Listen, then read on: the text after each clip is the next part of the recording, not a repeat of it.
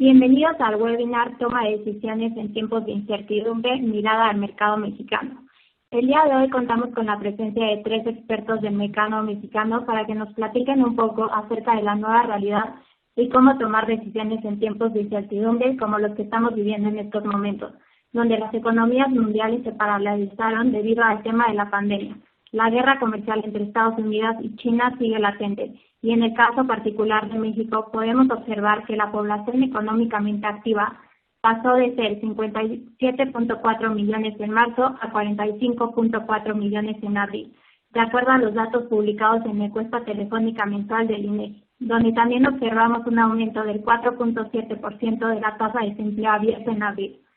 Por otro lado, tenemos la encuesta realizada por parte del Banco de México, donde observamos una disminución en las expectativas para el crecimiento del PIB real, esperando ahora una caída del 8%, al igual que la tasa de fondo interbancaria registra una pérdida y se estima cierre el año en 4.5%. Dicho lo anterior, en este webinar conoceremos la opinión de nuestros expertos para saber qué es lo que nos aguarda, hacia dónde va el mercado y saber qué decisiones tomar en estos momentos. El día de hoy tenemos el gusto de contar con la participación de Ana Sepúlveda del Villar, ingeniera industrial de la Universidad Iberoamericana de la Ciudad de México. Cuenta con un MBA y maestría en finanzas por Holt International Business School, al igual que con una especialidad en evaluación de empresas por Harvard Extension School. Ana cuenta con 14 años de experiencia en análisis financiero y bursátil, así como manejo de portafolios. Actualmente es Portafolio Manager en Index Grupo Financiero. Damos la bienvenida a Apolo Sánchez, economista de la Universidad Tecnológica de México. Cuenta con una maestría en Administración Financiera de la Escuela Bancaria y Comercial y un MBA en Dirección del IPADE. Cuenta con 28 años de experiencia en el mercado de divisas, futuros y forward. Actualmente se desempeña como subdirector de Tesorería Internacional y Cambios en Inbursa. Asimismo, contamos con la presencia de Jorge Gordillo, economista por la Universidad Panamericana. Jorge cuenta con más de 20 años de experiencia laboral tanto en el sector público como el privado, dedicados al análisis económico, con experiencia por más de 10 años en análisis de mercados financieros.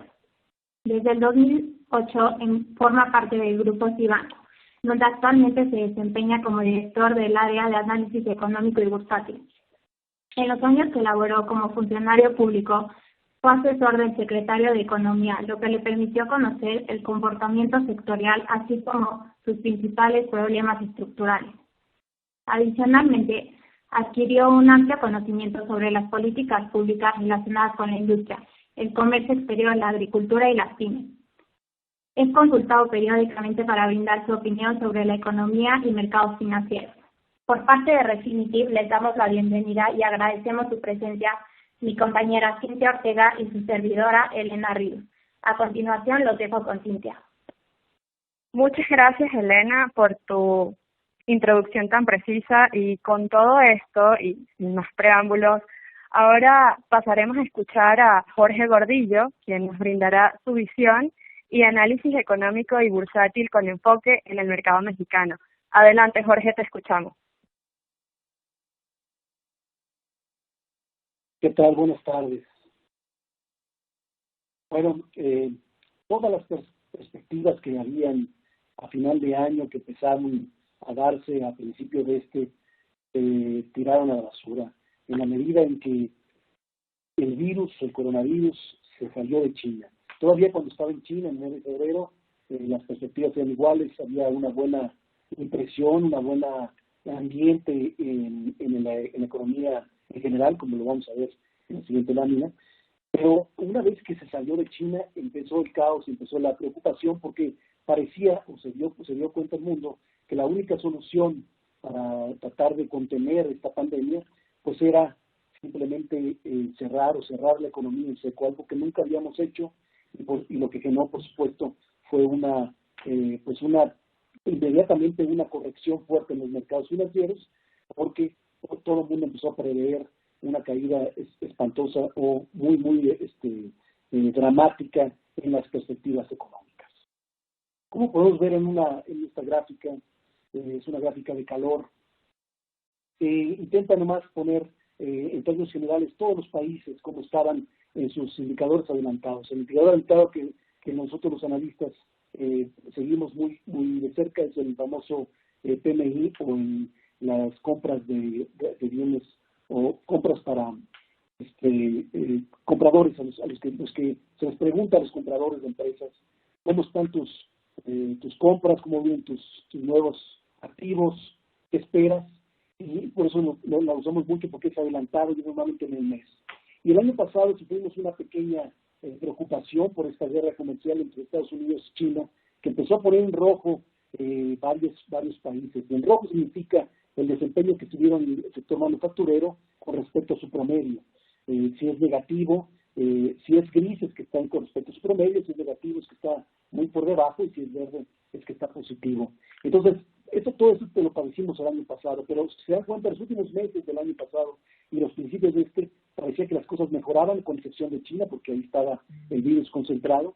Pero a partir de marzo, cuando empezaron algunas economías a cerrarse, empezamos a ver todo cómo empezó a cambiar de color. Muchas economías tuvieron el peor momento para abrir, como es el caso de Europa, como es el caso de Estados Unidos, y algunas economías se atarazaron en su cierre o en sus contagios, y por eso vemos muy malos desempeños quizá para el mes de mayo.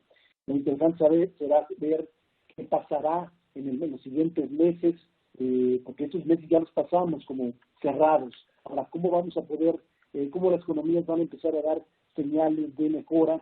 Y bueno, sabemos que van a venir, pero hacia adelante, ¿cuánto tiempo les va a tardar regresar a los niveles que observaron quizá en febrero, ¿verdad?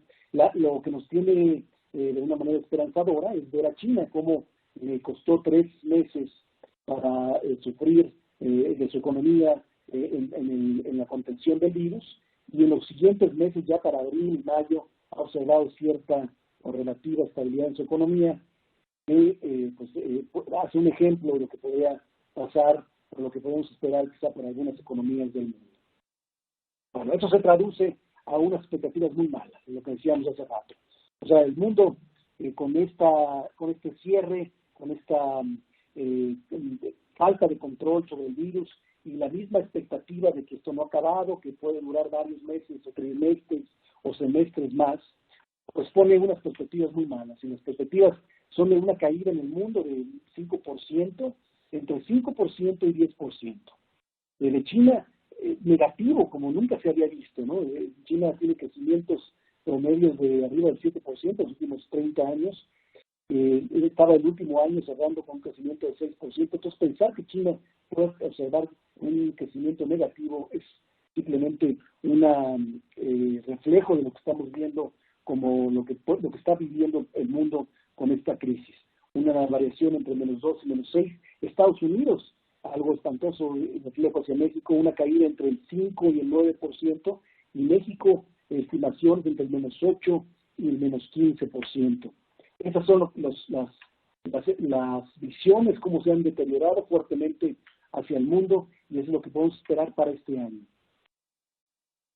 En específico para México, y bueno, en general el mundo, los datos más malos los vamos a ver en el segundo trimestre.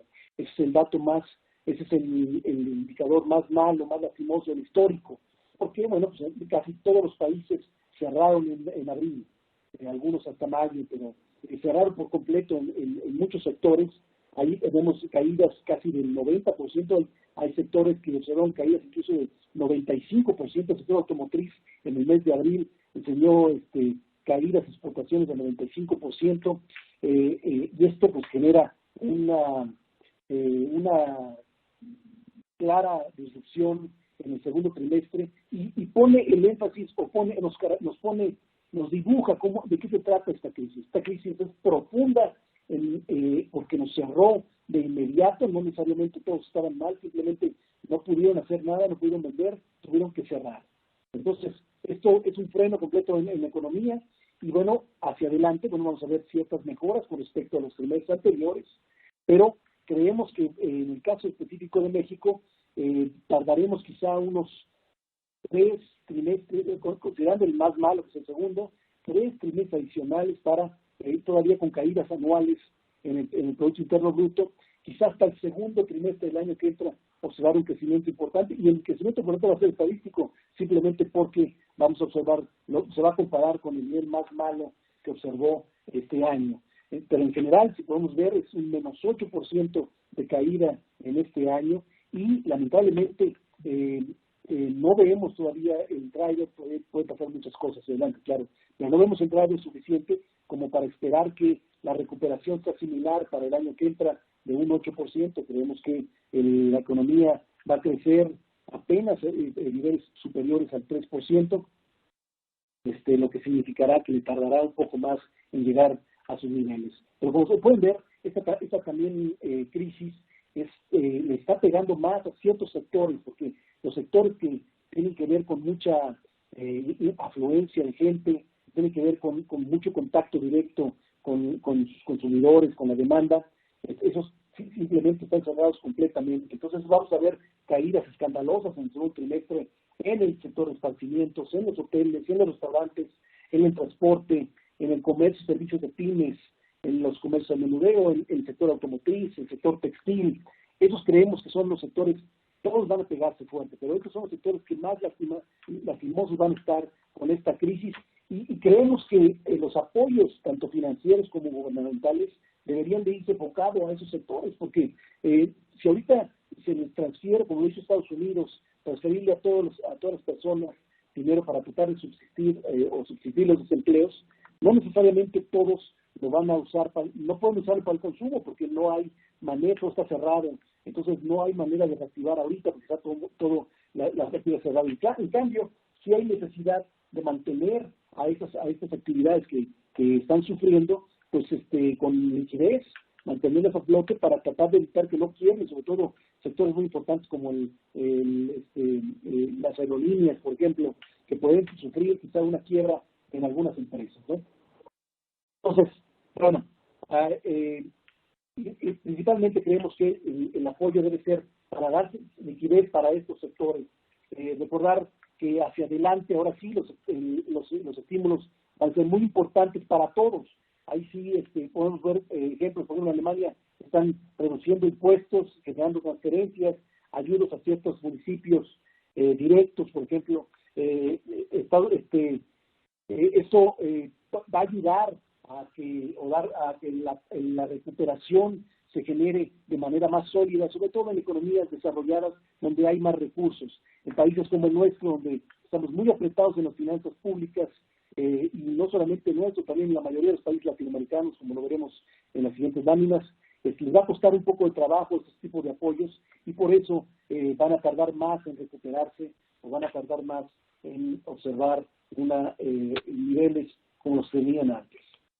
Como podemos ver en esta siguiente lámina, es hacer gráfico lo que han estado ustedes escuchando tanto el Banco de México como el Secretario de Hacienda u otros analistas, cuál es la forma en que se va a ver el PIB en cuanto a la recuperación. ¿Va a ser una V, una V, va a ser una U, va a ser le dicen otros una paloma como de Nike, de la empresa Nike?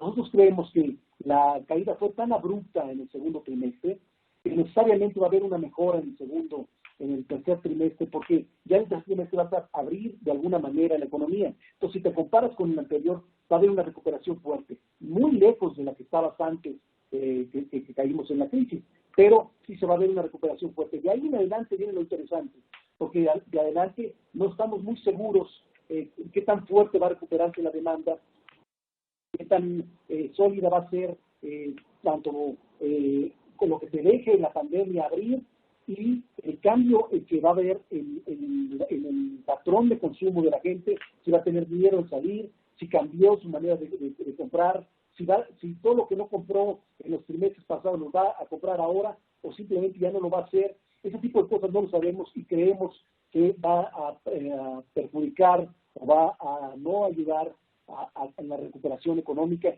Y en el caso específico de México, la falta de estímulos, falta de ayuda gubernamentales, va también a hacer que la situación pues sea más larga, y quizá nos tardemos hasta 2 o 3 años en alcanzar otra vez niveles que no observábamos a principio de este año, ¿no? Teníamos ya un problema de confianza de inversión.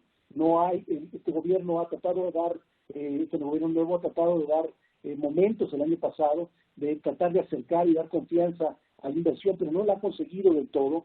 Todavía hay mucha, según ellos, es la resiliencia al cambio de modelo que está ofreciendo esta nueva administración, pero lo que sea es cierto es que no hay todavía una gran confianza en el sector privado sobre la inversión, que nos surge ahora en épocas de crisis. O sea, la medida en que no se cambie esta visión, este incentivo para una mayor inversión, pues también va a minar, va a ser difícil la recuperación para nuestro país en los siguientes trimestres. Muy bien. Ok. Bueno, si comparamos esta situación con otros países latinoamericanos, podemos darnos cuenta que no estamos muy diferentes a los demás. O sea, la expectativa de caída es muy similar a todos los países latinoamericanos y vamos a estar muy afectados por la pandemia sanitariamente y económicamente. Nos entró un poco atrasado el contagio del virus y la situación en que está nuestro sistema de salud, tanto en México como en la mayoría de los países latinoamericanos, nos hace pensar que vamos a ser de la zona que más se va a afectar en cuanto a contagios, en cuanto a muertes. Quizá ahorita todavía no se ve, pero muy probablemente se va a seguir aumentando y se va a seguir reflejando esto en los próximos meses. Y económicamente lo pueden ver, expectativas de 8% en promedio para Latinoamérica. Nos agarra con una deuda alta a todos los países. Lo que ha sucedido en toda Latinoamérica es que toda la inversión que ha dado en los últimos 20 años no ha sido lo suficientemente productiva como para verse reflejado en mejoras económicas. Y esa es un poco la demanda y la preocupación o la queja que se le ha dado la población en general en toda Latinoamérica sobre sus gobernantes, y por eso hemos visto cambios en la política. Hemos visto cómo aumenta la deuda como porcentaje del PIB, pero no aumenta en general un crecimiento más sólido, un crecimiento más incluyente. Ahora, con esta deuda más grande, ya hemos podido ver que en las finanzas públicas el costo de la deuda ya casi supera el porcentaje de que se da en el gasto público como porcentaje del PIB. Entonces esto es muy preocupante, porque entonces cada vez contribuimos más a la economía, y en épocas de crisis, cuando la deuda muy probablemente va a subir, independientemente que haya estímulos que las economías se endeuden más, de todas maneras va a subir por la depreciación que se ha observado en las monedas y por la caída en el PIB.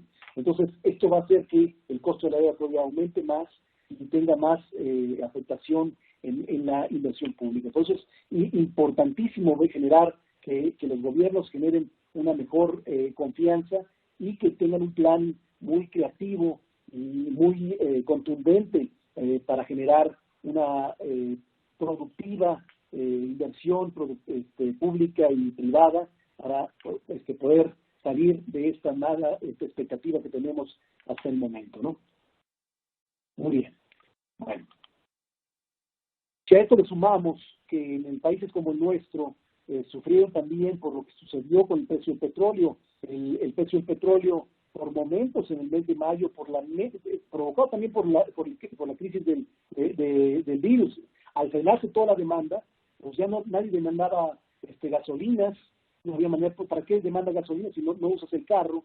Y si no hay demanda de gasolina, pues no hay demanda de petróleo, y si no hay demanda de petróleo, pues la gente que produce petróleo lo empieza a guardar en inventarios, lo empieza a guardar en otros lados, y los inventarios empezaron a llenarse, y entonces generó una preocupación de que no había manera, la gente financiera que tenía futuros en estos del precio del petróleo, pues ya no pudo deshacerse de los papeles cuando se vencían, porque nadie se los aceptaba, y entonces pues por momentos vimos un fenómeno que no habíamos visto nunca, y era esto, pues provocó un precio negativo. Ahora el precio se ha recuperado, pero todos los países que son petroleros han visto reflejados una caída más fuerte en su tipo de cambio, una caída más fuerte en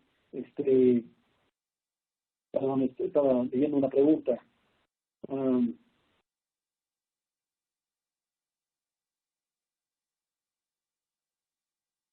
Me preguntan que por qué está esperando un aumento tan alto en el PIB para el 2021. Bueno, simplemente porque la caída es tan fuerte y cuando lo comparas contra estos niveles más bajos, simplemente el segundo trimestre del año que entra va a observar una caída quizá muy cercana al 10%, 8% por la caída tan fuerte que se dio en el segundo trimestre, y es por esa la razón que creemos que se va a dar una reactivación del 3%, pero 3% es ni siquiera la mitad del 8% de caída de este año, o sea que va a tardar en 2021, 2022 y quizás hasta 2023 para alcanzar los niveles que teníamos previos a la crisis a principios de este año, ¿no?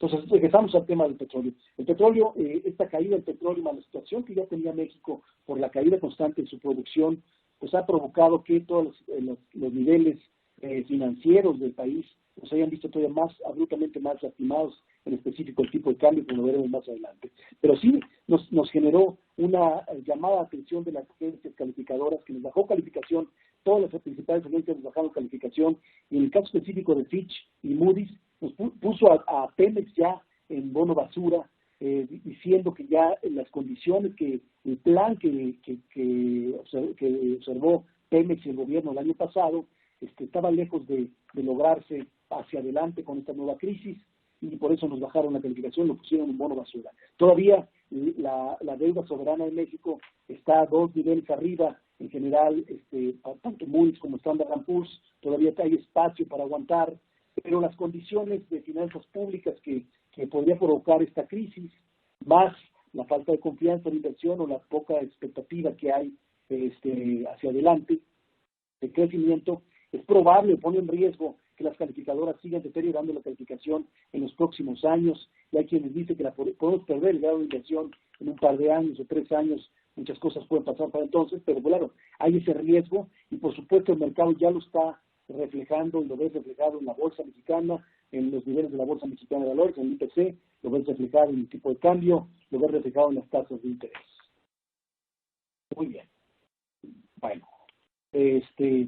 otro indicador que ha provocado mucho interés y nos tiene a todos muy preocupados desde antes es la tenencia de bonos mexicanos o de deuda mexicana en pesos en manos de extranjeros. O sea, a partir de el gobierno mexicano sí se ha endeudado más a partir de 2009, que aceleró su deuda fuertemente, pero en esta ocasión, a diferencia de los 80, de los 90, lo hizo en pesos, no lo hizo en dólares, que eso amerita un riesgo un poco menor.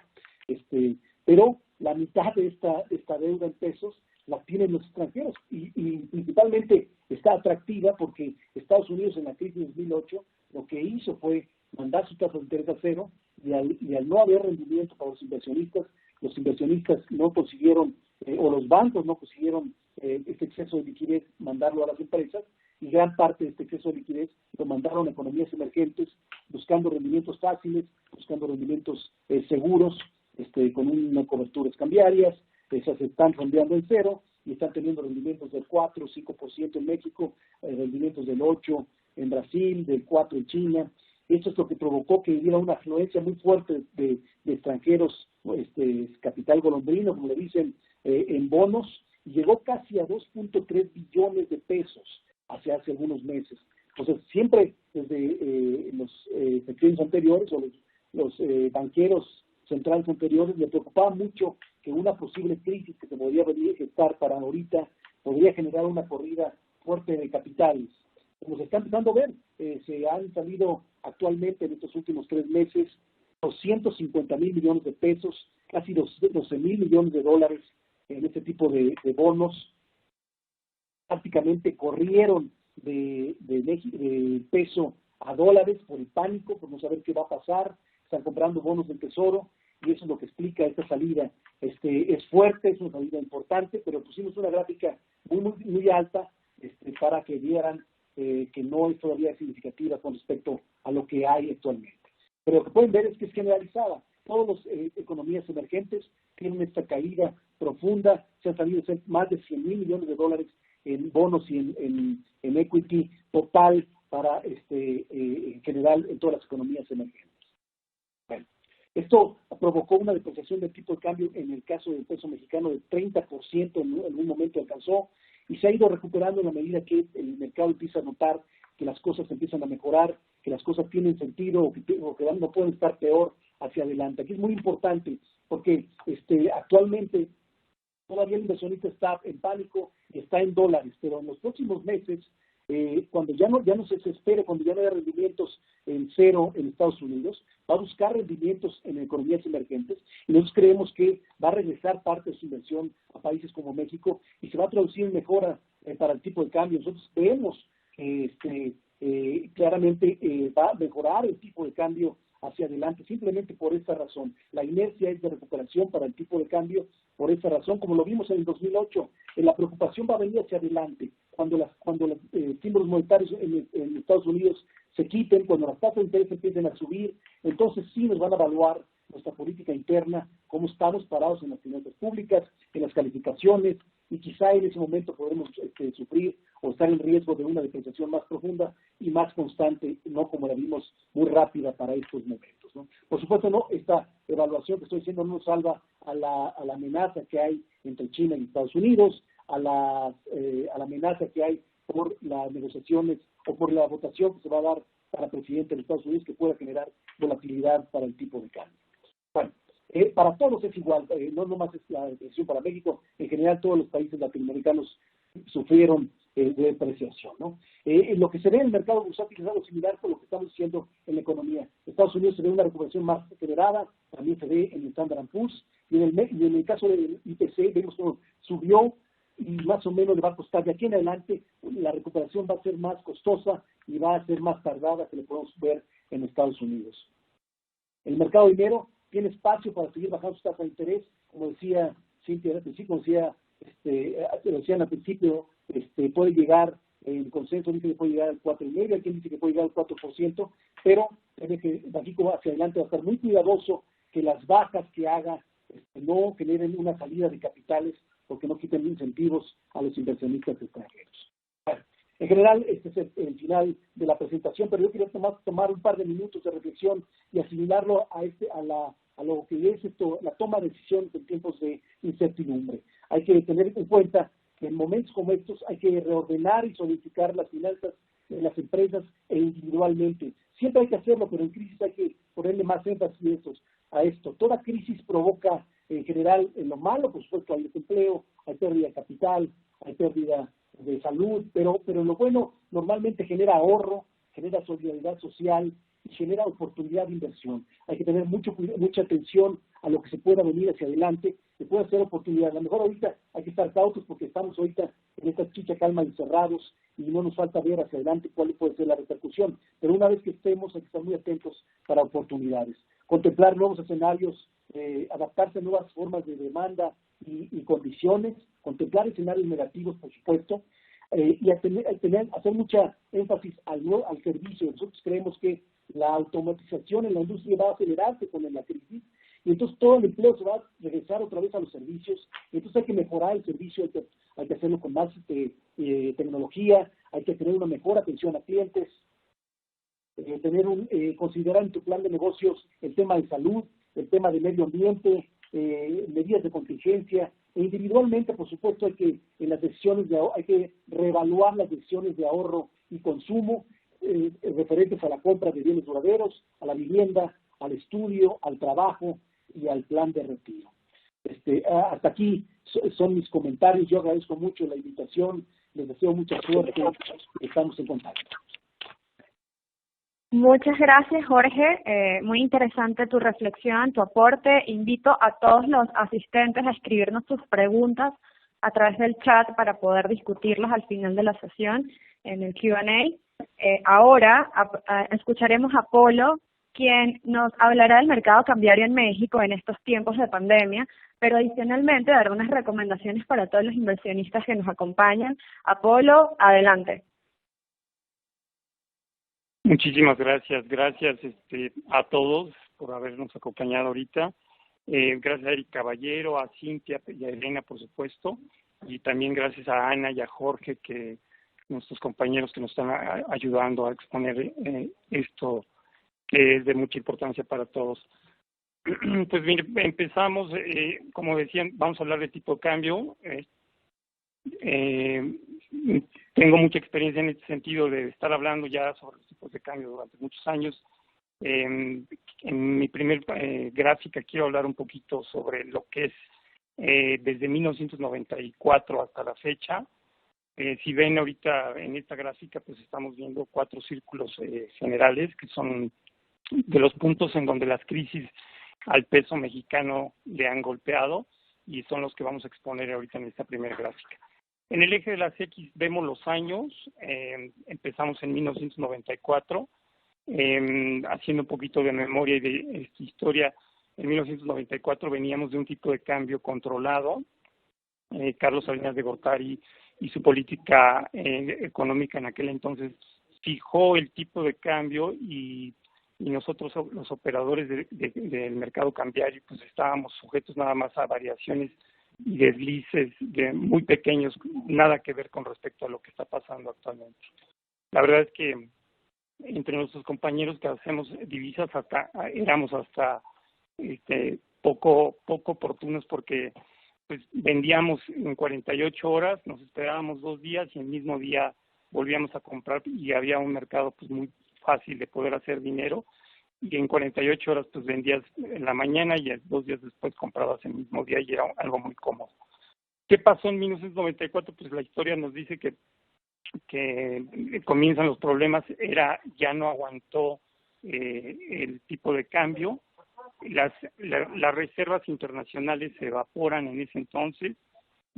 Como les decía, veníamos de un tipo de cambio controlado. En marzo de ese año, pues matan al candidato presidencial de la República, Luis Donaldo Colosio, y como ven, pues empieza el efecto tequila, que es el que mencionamos en el primer círculo. ¿Qué diferencia hay ahorita con respecto a la crisis que estamos actualmente hablando? Pues que eso fue una crisis totalmente local. Esto surgió en México, la política económica pues fue criticada y explotó el tipo de cambio por razones totalmente locales. Cabe mencionar que en 1994 también el Banco de México, que es una de las instituciones más fuertes que tenemos actualmente y en las que hay que seguir creyendo, logra su autonomía en ese año. Banco de México se hace autónomo en 1994. Un paréntesis también en este efecto tequila, me recuerdo que Alexis Quiñones, una persona que trabajaba también aquí con ustedes en aquel entonces, Reuters, ahora Refinitiv, él se dedicaba a la parte editorial y estaba preguntando contra los operadores de cambios muchas de las cosas. En septiembre más o menos matan a otra persona que era del PRI, al licenciado Ruiz Massieu, y me acuerdo que me pregunta Alexis Quiñones si había tanques en el centro de la capital en aquel entonces, y que si se había tomado un golpe de Estado. Fue algo muy grave, bueno, que fue solamente un rumor. Tardamos 45 minutos en averiguar si en realidad estaba pasando eso. Esto fue un rumor que surgió de Dow Jones, de una industria editorial, y a la persona que hizo eso, pues inmediatamente al día siguiente lo corrieron y ya no estaba en nuestro país. Y bueno, esos tiempos eran increíbles, y también los operadores de cambios hacíamos de todo en este mercado. Paso al segundo círculo, que es la Gran Recesión. La Gran Recesión, pues en aquel entonces le llamamos la Gran Recesión. Yo creo que ya se está peleando con la que está actualmente pasando, pero bueno, en el 2008-2009, una crisis totalmente externa. En aquel entonces también nuestro PIB mexicano cae el 8%.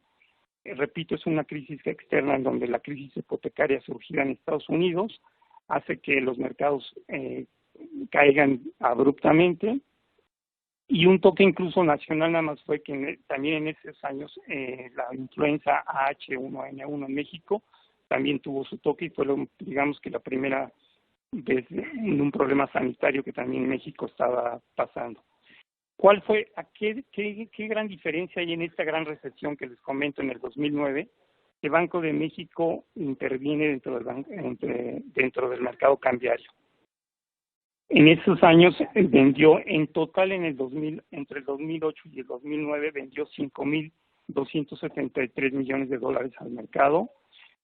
Muchos de los operadores y de los brokers y de los brokers de viva voz entraba Banco de México a través de ellos y nos vendía millones y millones de dólares y teníamos que inundar el mercado inmediatamente, y lo logró y controló el tipo de cambio porque pues no olvidemos que es uno de los factores mucho más importantes para cuidar la inflación. Aquí hay alguna anotación muy importante. Pues, ¿cuál es el mandato del Banco de México? Es cuidar la inflación. No cuida un nivel de tipo de cambio, sino que cuida la inflación. Y si el tipo de cambio se le mueve abruptamente, tiene efectos inflacionarios inmediatamente. Pues repito, pues esa vez vendió 5.273 millones de dólares en diferentes fechas.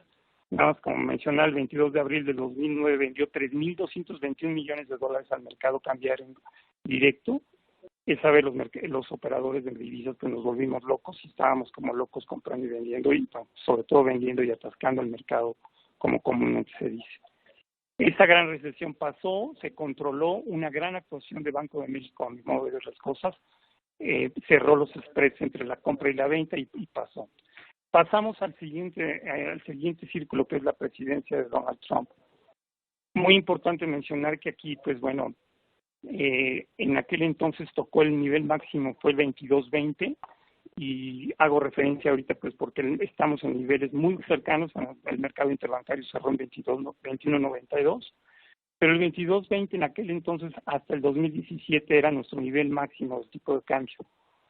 Donald Trump nos toma como estandarte, pues estamos pegando continuamente, claramente como una política electoral para estar presionando a México y toda la historia sobre el Tratado de Libre Comercio que ya vivimos y del nuevo tratado, y nos comienzan a pegar bastante.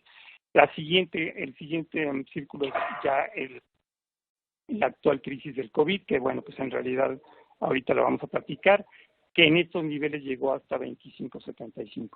Paso a la siguiente gráfica, en donde es una gráfica de velas.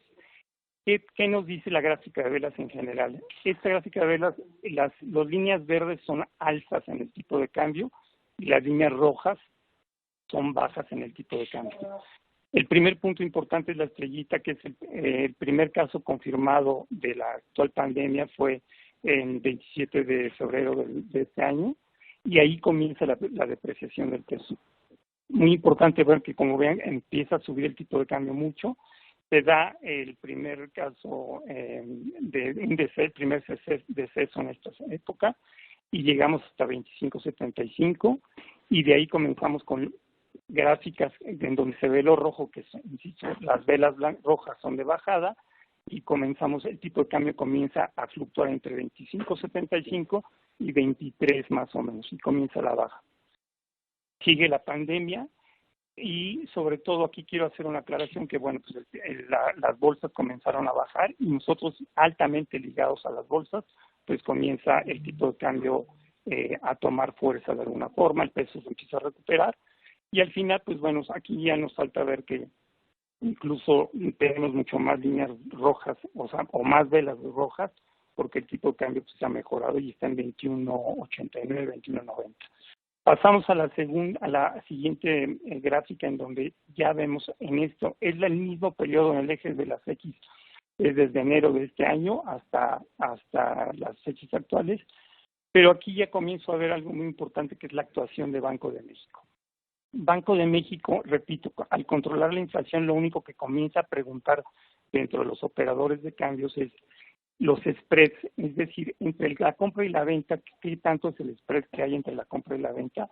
Y en esta fecha, en la primera estrella que les menciono, en este pico, ya comenzaba Banco de México a preguntar.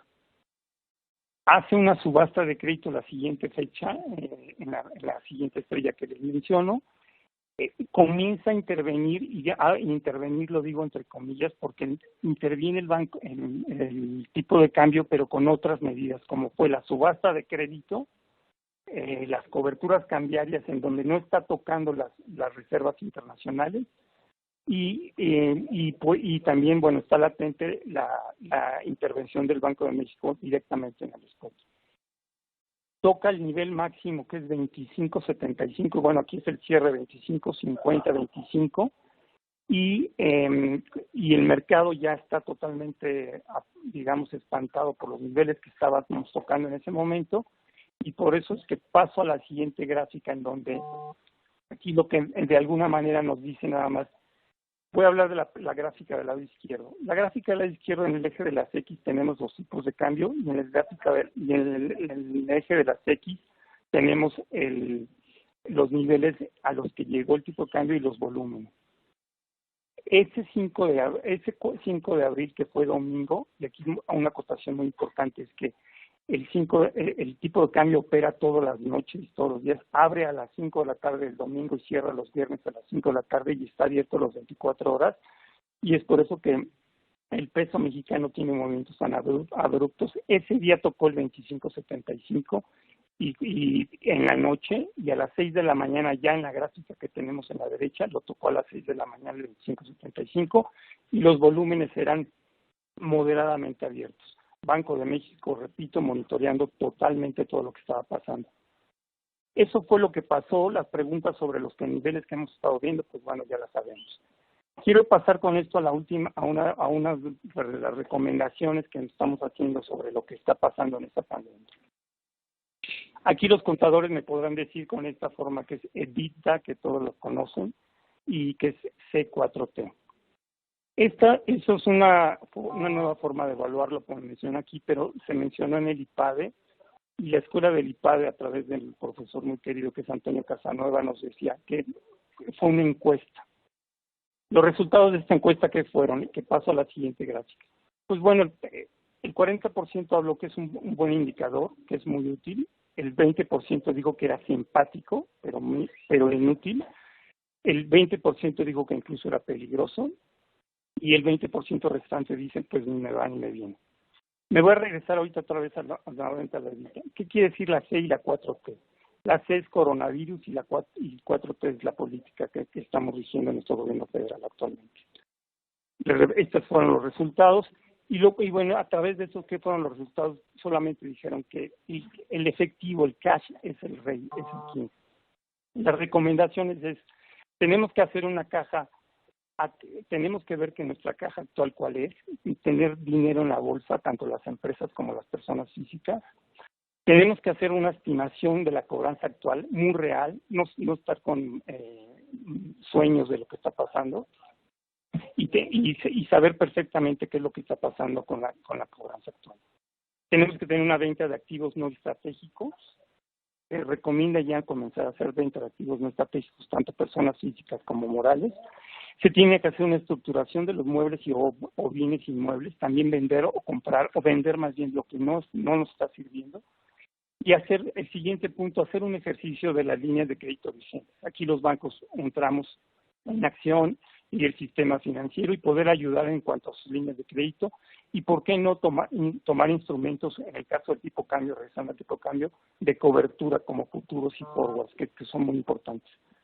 Tener la opción de abandonar líneas de negocio no primordiales y no rentables, es decir, hiperrematar los inventarios de baja rotación. Esto es muy importante, deshacernos de lo que está pasando. Tener aportaciones de accionistas y nuevas líneas de crédito, nuevamente los bancos. Tenemos que hacer una gran labor en estar haciendo ese contacto de todo el dinero que está en circulación en los mercados financieros para que llegue a las empresas, y hay la manera de poderlos hacerlos. Y restar los recursos indispensables para salir de la crisis, como son los ajustes de gastos de operación, negociaciones con acreedores bancarios y no bancarios, y la postergación de las obligaciones fiscales, que aquí también el gobierno tiene mucho que hacer, y salarios en general. La siguiente gráfica en general, pues bueno, ya es sobre Ana, ya me salté con ella, pero estoy a sus órdenes para cualquier pregunta, cualquier comentario. Muchísimas gracias por su atención. Muchas gracias, Apolo, por tus recomendaciones. Nuevamente, para quienes están presentes en la sesión y quienes están sumados, recuerden que pueden enviarnos sus preguntas a través del chat. Y por último, me da mucho gusto presentar a Ana Sepúlveda, quien nos compartirá su visión del mercado mexicano como portfolio manager y estratega en estos tiempos de incertidumbre. Adelante, Ana. Muchas gracias, Cintia, y buenas tardes a todos. Bueno, como todos ya sabemos, la pandemia del COVID llevó a la paralización de diversas ciudades alrededor del mundo, y a la par con el resto del mundo, México se vio afectado por esta crisis. Vemos un impacto directo en la mayoría de los sectores, siendo los más afectados consumo discrecional, el sector industrial y el sector de turismo. Esta crisis llevó a un retroceso en los mercados alrededor del mundo, y mientras que en el último mes y medio, hemos visto una importante recuperación en los mercados internacionales, que se ha dado principalmente producto del exceso de la liquidez que se ha generado por las políticas monetarias y fiscales de los principales bancos centrales y el entusiasmo de que al parecer la pandemia ha quedado atrás. Sin embargo, en el caso de México hemos visto que nos hemos quedado rezagados, ¿no? En la lámina que pongo vemos que el IPC, estamos viendo precio-utilidad, el IPC mantiene un importante descuento. Es más, ahorita actualmente el IPC se encuentra entre los 37,000 y 38,000 puntos, y esto representa un descuento en su precio-utilidad contra el promedio de los últimos 5 años de aproximadamente 20%. Mientras que otros índices internacionales, en este caso les estoy poniendo el MSCI World y el MSCI Emergentes, ya se encuentran cotizando en línea con su promedio histórico de los últimos 5 años. Aquí podríamos también poner el S&P, también está en línea. Si pudiéramos poner el Nasdaq, veríamos que está por arriba de su promedio histórico de 5 años, y ha sido un poco la manera de cómo ha reaccionado este índice en menor proporción frente a los demás, ¿no? Con esto, si ya nos enfocamos en México, a pesar de que se mantiene la incertidumbre en torno a los efectos que veremos en la economía y las utilidades de las empresas, vemos una oportunidad en el mercado local, ¿no? Sin embargo, hay que tener presente que sí existe una menor inversión y el consumo se mantendrá débil una vez que terminemos con la pandemia, por lo cual la recuperación en la bolsa debería de tardar tiempo. No vemos catalizadores claros que nos hagan pensar que la tendencia actual, y creo que ya lo dijeron mis compañeros, va a cambiar. Dicho lo anterior, me gustaría dividir mi siguiente comentario en 2 aspectos. Primero, ver sectores que actualmente vemos atractivos considerando las condiciones actuales y que seguimos manteniéndonos en una crisis sanitaria, ¿no? Y en segundo, y más importante, qué sectores vemos atractivos para un mediano y largo plazo y vemos oportunidades de inversión una vez pasada la pandemia. Dentro de este panorama de incertidumbre tenemos 2 sectores claros que en nuestra perspectiva se verán beneficiados al ser por una parte defensivos y por otra parte tener una menor presión en sus resultados, ¿no? Primero que nada nos agrada el sector de consumo básico. Creo que todos sabemos que es un sector defensivo, que además ante las actuales condiciones no deberíamos de ver una mayor presión en ventas. En la cuarentena la mayoría de los negocios estuvieron cerrados, pero consumo básico, si aquí consideramos supermercados, tiendas de autoservicio, farmacias, estuvieron abiertos, ¿no? Entonces aquí deberíamos de ver un empuje en los ingresos. De igual manera, hacia adelante sí creemos que es una buena jugada el mantener consumo básico en las carteras. Vemos una recesión donde la confianza del consumidor se verá afectada por la incertidumbre que representa el panorama actual. Y con esto pues esperamos ver un recorte en los gastos discrecionales. Sin embargo, consumo básico va a seguir avanzando y podríamos ver una migración desde consumo discrecional a consumo básico también, ¿no? En este aspecto, en Invex, nosotros mantenemos una apuesta activa en varias emisoras. Nos gusta mucho Arca Contal, nos gusta FEMSA, Cruma, Kimber y Walmex. Walmex lo tocaré un poquito más adelante. El otro sector que nos agrada es telecomunicaciones por su carácter defensivo y en específico aquí nos agrada América Móvil, ¿no? En esta cuarentena, algo que prevaleció fue el hecho de que todos nos manteníamos conectados de alguna otra forma, trabajando desde casa, pidiendo en línea, viendo Netflix, conectados a Facebook. Lo primero que alguien hacía cuando despertaba es agarrar el celular. Y eso al fin y al cabo mantiene el ARPU para América Móvil y consideramos que van a tener estabilidad en sus ingresos. Ahora, hacia adelante, ¿qué vemos? Vemos 2 sectores que nos agradan bastante en el ámbito local. Primero que nada, ya han sido fuertemente golpeados. Primero que nada, y creo que no estoy diciendo algo que bastante de ustedes ya han volteado a ver, es el sector de aeropuertos, ¿no? El sector de aeropuertos cayó casi 60% a inicios de año, en línea con pues las noticias que empezábamos a ver del COVID. Y muchos hemos visto que ya ha habido una recuperación. Aquí en la gráfica se los pongo en en las 3 aeroportuarios que están en el índice. Pero sin embargo, seguimos viendo que hay un descuento importante, ¿no? Si vemos nuevamente, me voy a múltiplo precio-utilidad, en los 3 casos vemos que se mantiene un descuento del 30% frente a sus históricos de 5 años. Sí veníamos desde máximos y sí consideramos que tardará en regresar a esos niveles, pero creemos que los fundamentales se mantienen ahí, ¿no? La industria, sin duda, lo que se verá afectada por lo que está pasando y tardaremos en ver que se recupere el tráfico de los pasajeros. Sin embargo, en el largo plazo consideramos que los aeropuertos no cambiarán estructuralmente y seguirán siendo atractivos, ¿no? Desde nuestro punto de vista. Ahora, dentro de aeropuertos, si me preguntaran cuál sería mi favorita, yo pondría OMA, y ahí viene el considerar un poco la mezcla negocio-turismo.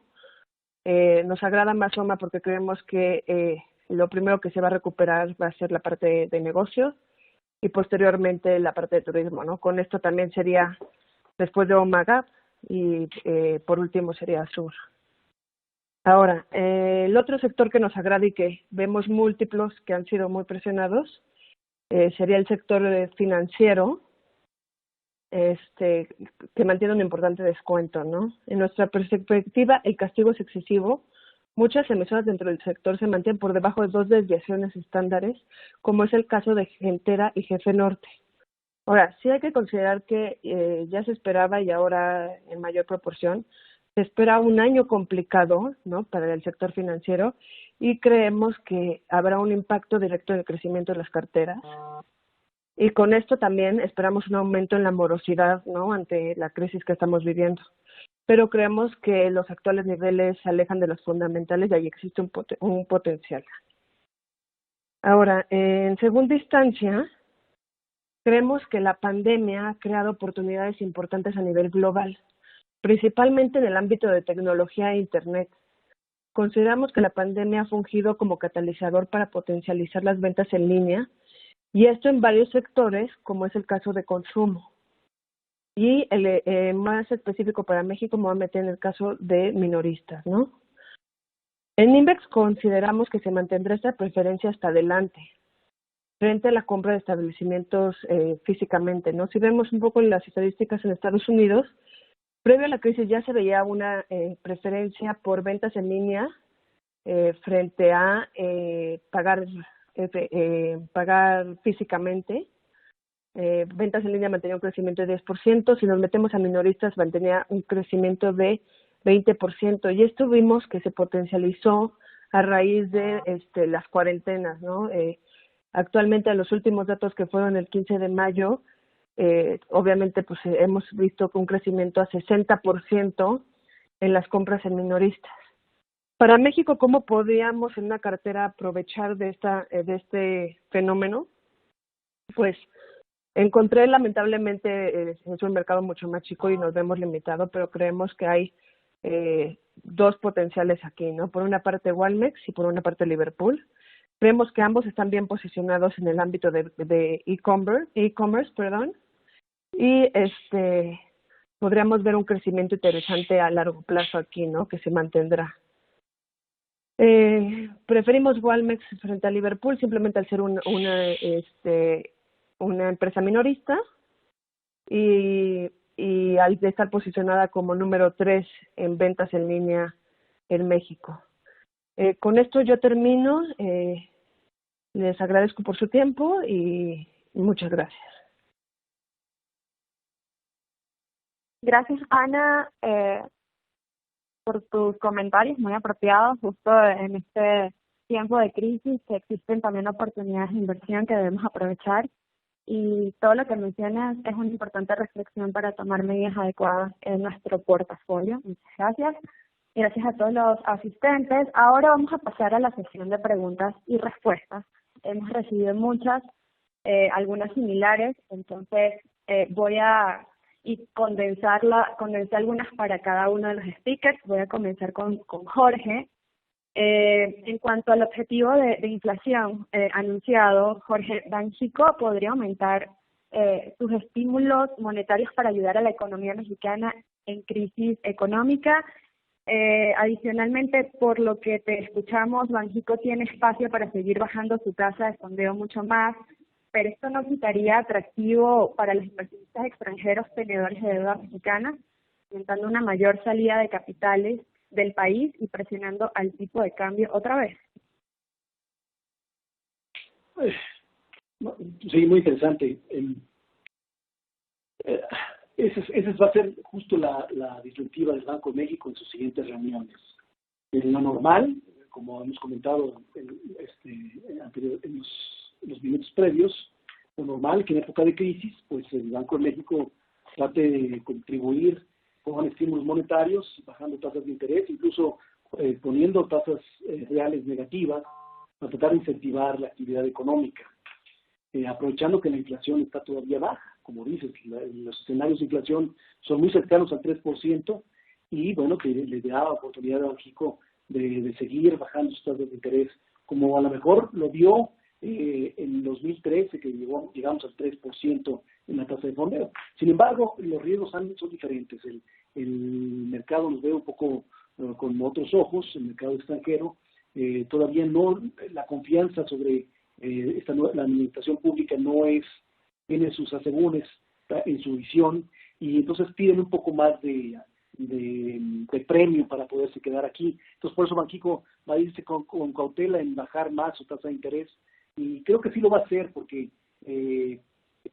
no hay competencia, no hay la alternativa. La alternativa, todos los países están bajando tasas de interés, y aunque disminuye el diferencial con Estados Unidos, no hay a ningún otro lado donde irse. Entonces, ahorita la condición es favorable para el Banco de México para bajar tasas, pero se va a ir poco a poco tratando de ver qué efectos tenga en cuanto a tipo de cambio y salidas de capitales, claro.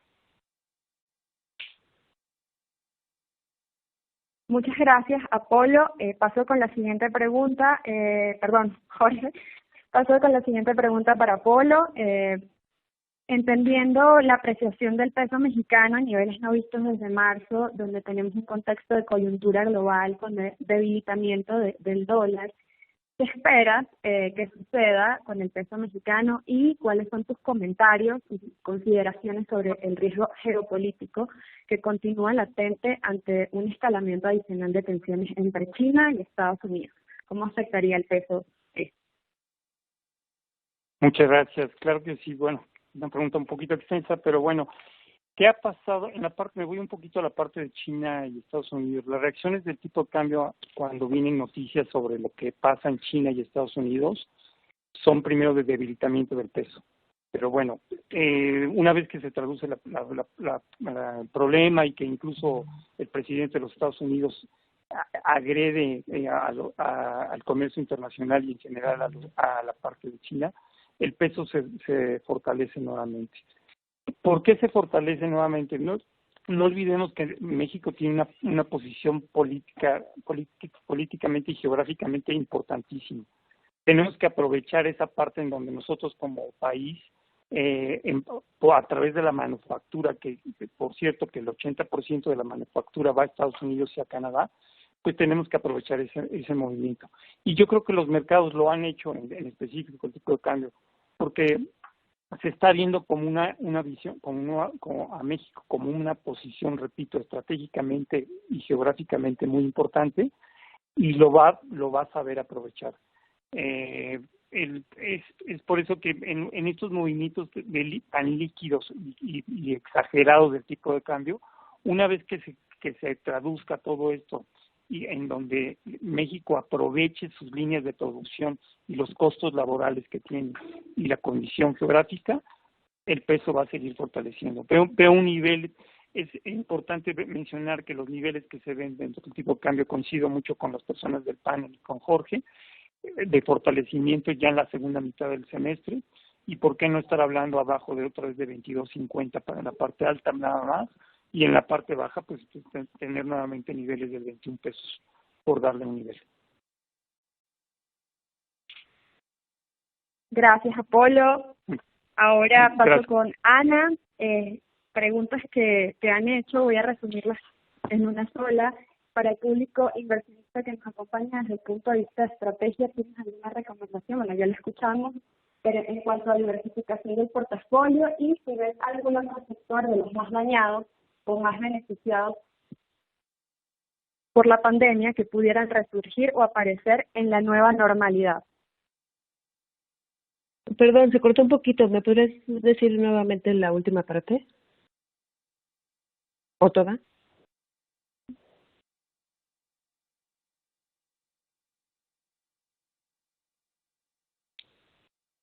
Bueno.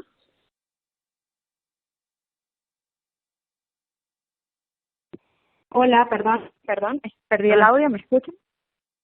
Sí. Bueno, voy a repetir la pregunta, Ana, para ti. Para el público inversionista que nos acompaña desde el punto de vista de estrategia, si tienes alguna recomendación específica en cuanto a la diversificación del portafolio. Y si hay algún otro sector de los más dañados o más beneficiados por la pandemia que puedan resurgir o aparecer en esta nueva normalidad. Ok, claro que sí. Mira, de diversificación, claro que pienso que tener un portafolio diversificado es bueno. No quisiera pensar que alguien haría su portafolio solo enfocado a consumo básico. Sin embargo, a mí me gustaría recomendarles unos sectores que, mientras en un futuro que haya mayor claridad pueden tener mayor estabilidad, sería el alejarse, como podría ser el petroquímico, ¿no? Es muy importante mantenerse diversificados, claro, pero efectivamente estamos en un mercado donde el ruido que escuchamos diariamente con las noticias genera alta volatilidad, ¿no? Entonces hay que ser pacientes y mantener una diversificación en la mayoría de los sectores. Les digo, yo me quedaría alejada un poco de aquellos que son muy volátiles con noticias, como podríamos ver ahorita a lo mejor el sector de energía, que es puramente Yenova, ¿no? A lo mejor no entrar ahí, no entrar al sector petroquímico, porque nuevas noticias podrán traer volatilidad, y con esta volatilidad pues podríamos ver pues afectaciones en la cartera, ¿no? Sí creo que debe ser un portafolio que debe estar más inclinado hacia sectores defensivos, ¿no?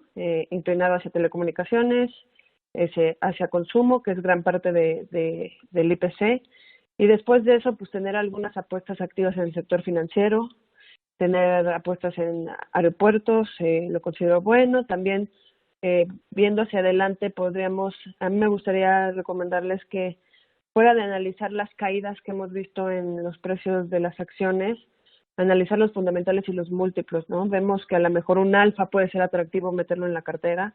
Me gusta más un alfa frente a las subsidiarias separadas porque simplemente los sectores que hay dentro de alfa son contracíclicos, entonces unos con otros, entonces eso podría ayudar a que hacia adelante exista mayor estabilidad, ¿no? Pero un alfa también sería atractivo meter ahí, que está golpeada, y si vemos sus múltiplos, tanto precio-utilidad como EV/EBITDA, vemos un descuento de 80%, ¿no? Que no es fundamentado y claramente vale mucho más. No sé si con esto respondo la pregunta.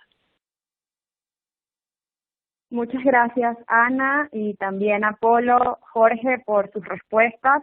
Debido al tiempo debemos culminar la sesión de Q&A. Vamos a quedarnos con las preguntas y a darle seguimiento. Muchas gracias a todos los asistentes y en especial a los speakers con recomendaciones tan relevantes para estos tiempos de incertidumbre, y con esto damos cerrada el webinar de la sesión de hoy. Muchas gracias a todos por asistir.